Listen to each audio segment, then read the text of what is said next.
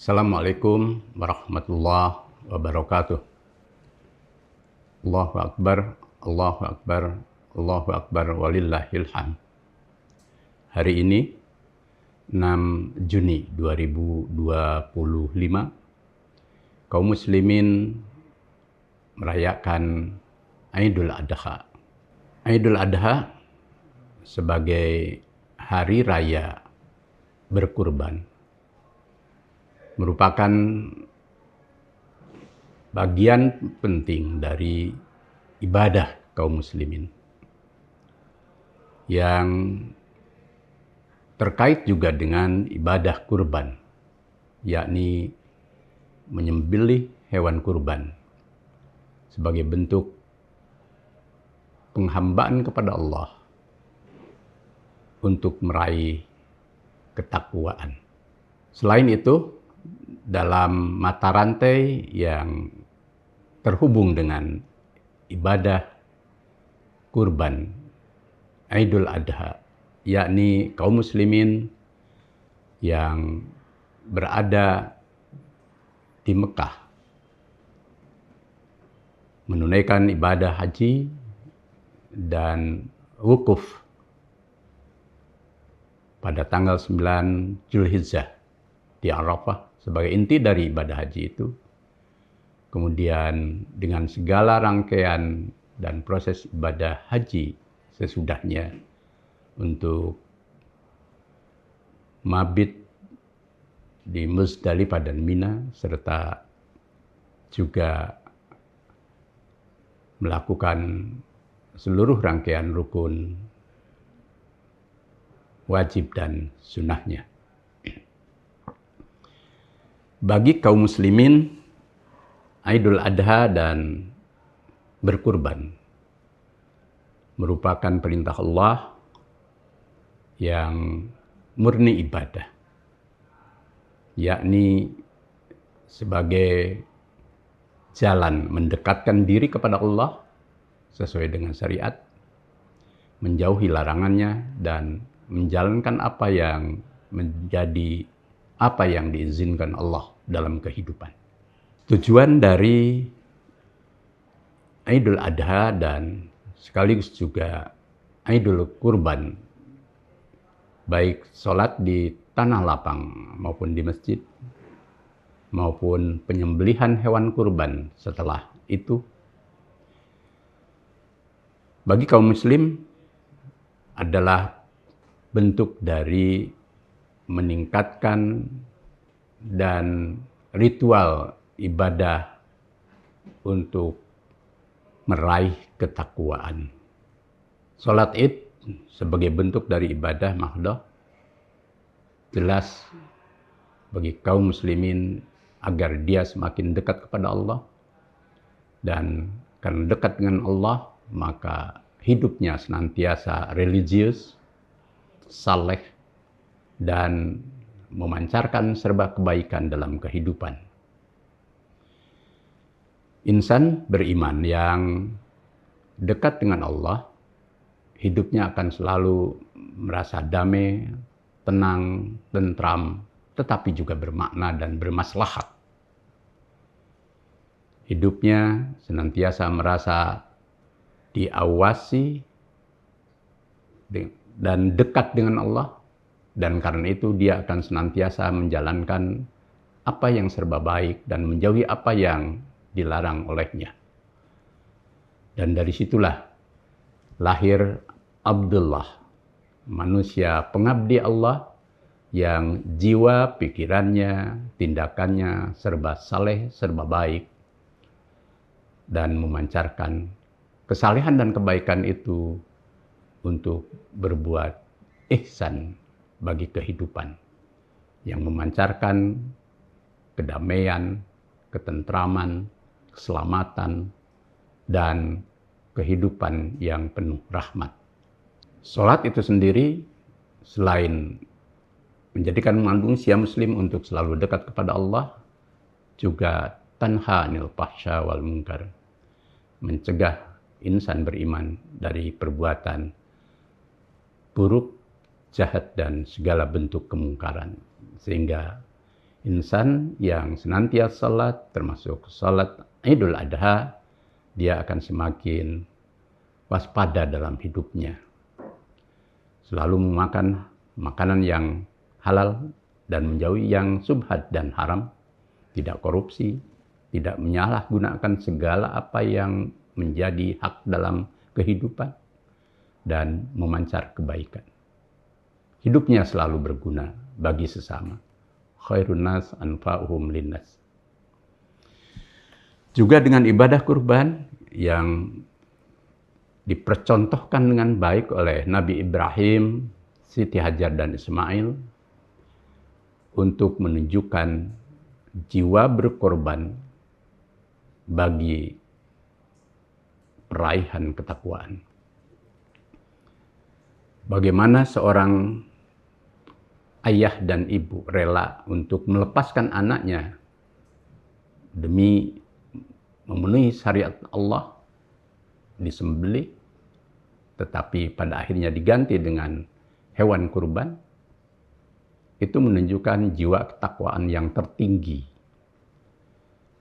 yang maknanya adalah siapapun insan beriman, ketika dirinya memiliki jiwa takwa, maka dia rela berkorban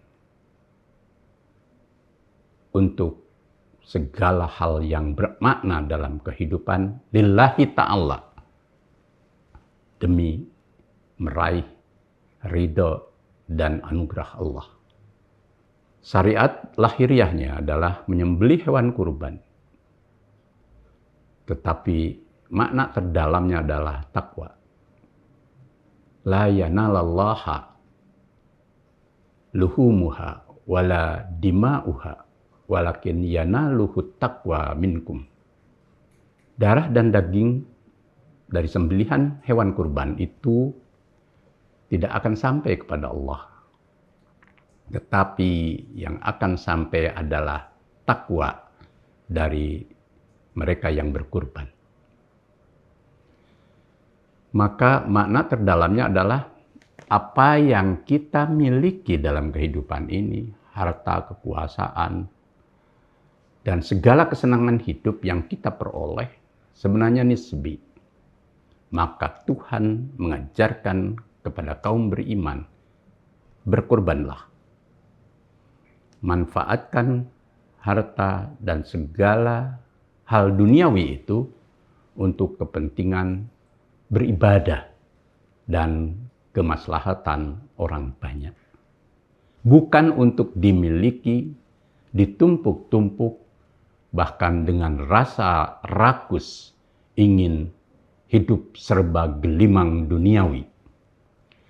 Ketika ibadah kurban itu mengajarkan kita untuk melepas apa yang kita miliki itu, maka sejatinya mereka yang berkurban sudah terbebaskan jiwanya, hatinya, pikirannya, rasa, dan segala apa yang dia miliki lillahi ta'ala untuk meraih ridho dan karunia Allah, keselamatan hidup dunia dan akhirat, sekaligus berkurban untuk kepentingan orang banyak. Manusia punya jiwa ingin menguasai segalanya. Harta, kekuasaan, segala pesona dunia, takkan pernah merasa puas. Bahkan dengan cara yang tidak halal, korupsi, penyalahgunaan kekuasaan, dan segala perilaku yang menunjukkan ketamakan. Manusia yang rakus dengan segala pesona duniawi, dia tidak akan pernah merasa cukup sampai Tuhan menghentikan azalnya. Alhaakumut takatsur hatta zurtumul maqabir. Disinilah penting setiap orang beriman dimanapun posisi dan berada, di saat berkurban maupun tidak berkurban. Mari koreksi diri. Apakah kita termasuk orang beriman tetapi tak pernah puas dalam kehidupan, lalu menjadi insan yang serakah, tamak, takabur dan penuh ambisi yang melampaui batas, lalu lupa akan kebenaran, kebaikan, dan nilai-nilai luhur dalam fondasi ketakwaan. Lepas segala kepentingan demi kebenaran, kebaikan, dan keluhuran, dan untuk kemaslahatan hidup orang banyak.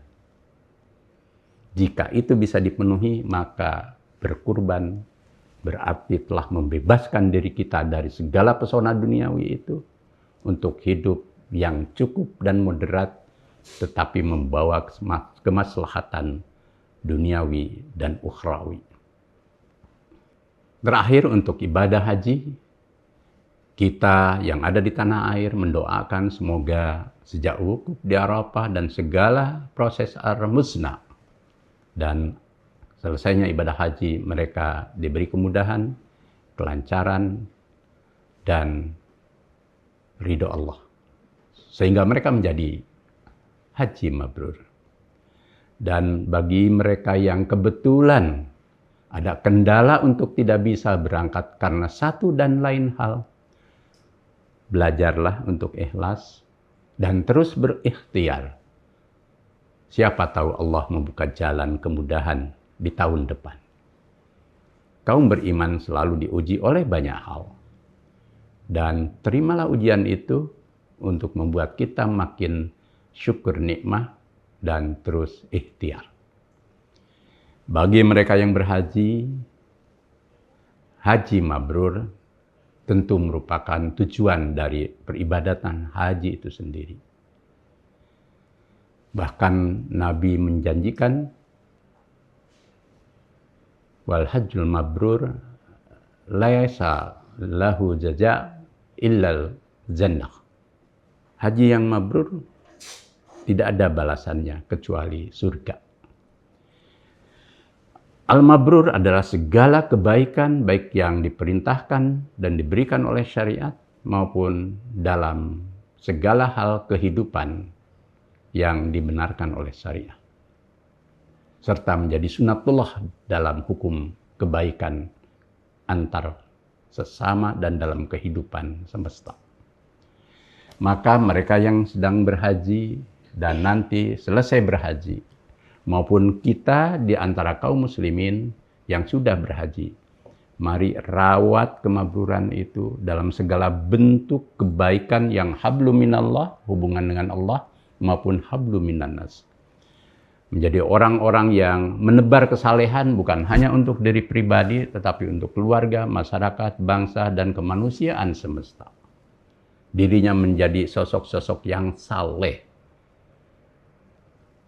Jangan sampai kemabruran berhenti dalam 1 minggu, 1 bulan, 1 tahun, tetapi setelah itu redup kembali dari jiwa kita. Jagalah kemabruran itu. Dan ibadah haji dalam ajaran Islam bukanlah ziarah. Dan tidak ada urusannya dengan berbayar. Hukumnya adalah kewajiban kifayah bagi mereka yang istitoah, mampu secara fisik dan rohani.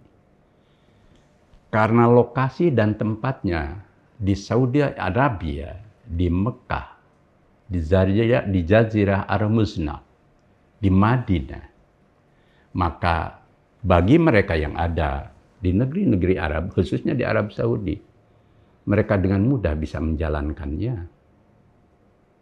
Bahkan bisa berjalan kaki tanpa berbayar.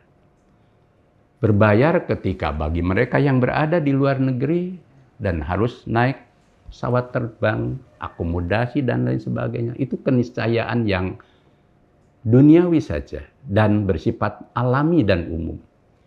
Kita yang berada di dalam negeri pun sama.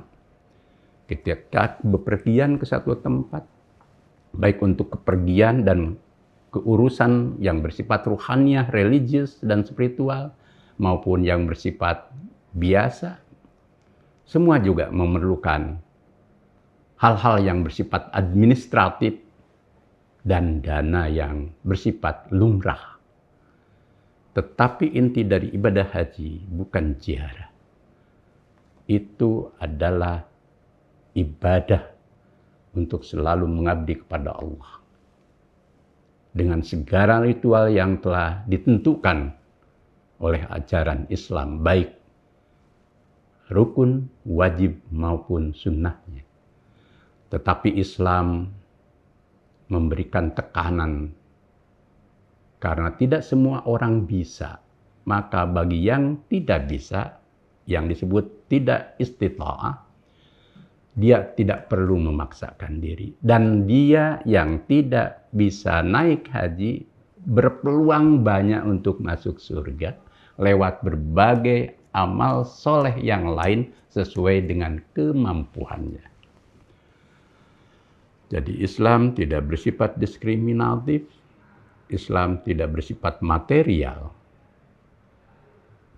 Lebih dari itu, Islam mengajarkan hal-hal yang bersifat ibadah atau ubudiyah adalah hal-hal yang bersifat ritual untuk mendekatkan diri kepada Allah dan melahirkan kesalehan untuk kehidupan. Di luar itu ada hal-hal yang bersifat muamalah duniawiyah untuk menjalani segala aspek kehidupan, baik yang skupnya kecil maupun besar dalam berbangsa, bernegara, bahkan relasi kemanusiaan global, juga memberi kaidah-kaidah yang konstruktif, yang intinya adalah menebar rahmat bagi semesta. Itulah Islam. Selamat beridul adha, selamat berkurban bagi yang mampu, selamat berhaji bagi yang mampu, dan selamat mabrur bagi yang sedang menjalankan ibadah haji. Semoga Allah melimpahkan rahmat, karunia, dan berkahnya untuk kita semua kaum beriman dan untuk bangsa tercinta kita. Nasrun minallah wa fathun qarib. Wassalamualaikum warahmatullahi wabarakatuh.